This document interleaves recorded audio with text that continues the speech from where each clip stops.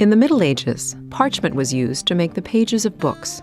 Parchment was made from the skins of animals. The transition from a fresh skin to a surface suitable for writing was a slow and laborious process. The parchment maker selected skins of sheep, goats, or calves.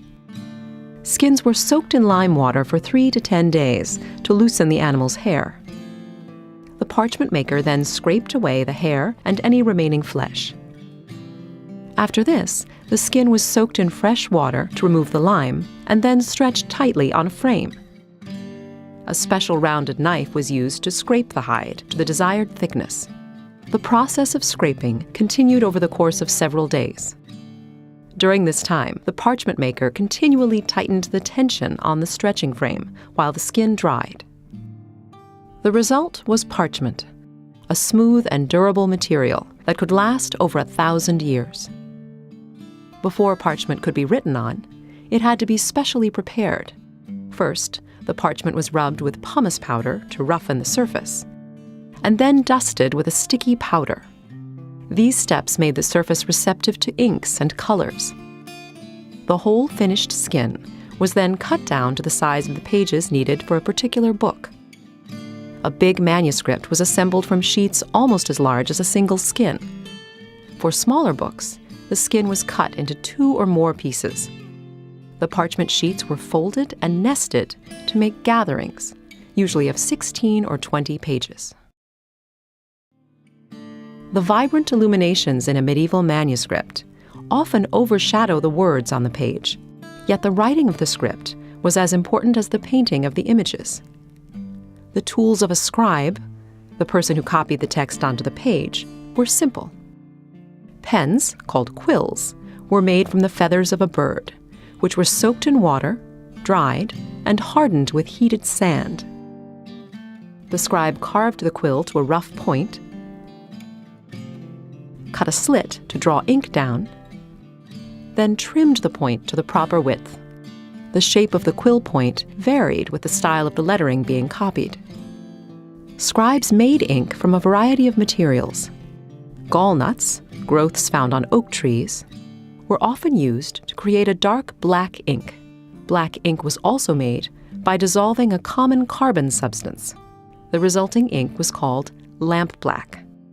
Before the scribe began writing, he ruled the parchment using a straight edge.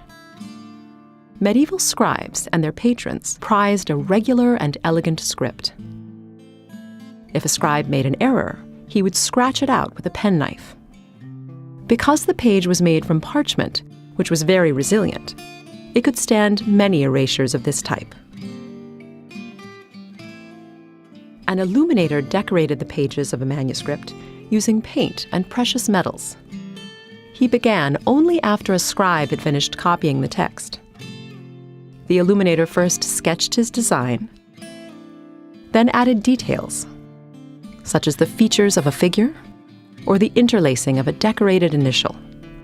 Thin sheets of precious metals, like gold leaf, were always applied first. The illuminator put down a base coat, consisting of either a plaster-like substance called gesso or a gum, as shown here. Once the gum base dried, the moisture in the illuminator's breath was enough to make the small piece of gold leaf stick to the page. Then the illuminator brushed away the excess and polished the gold leaf. After applying the gold leaf, the illuminator painted his design. Each color was made from a vegetable dye or a mineral substance ground up and dissolved in liquid.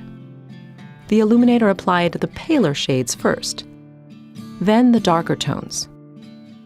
Once the illuminator applied black outlines and delicate white highlights to the figures and vines, the illumination was finished. After the scribes and illuminators had finished writing and decorating the parchment pages, the manuscript was bound. Groups of folded sheets of parchment, called gatherings, were sewn together with strong linen thread onto flexible supports, such as these narrow leather thongs.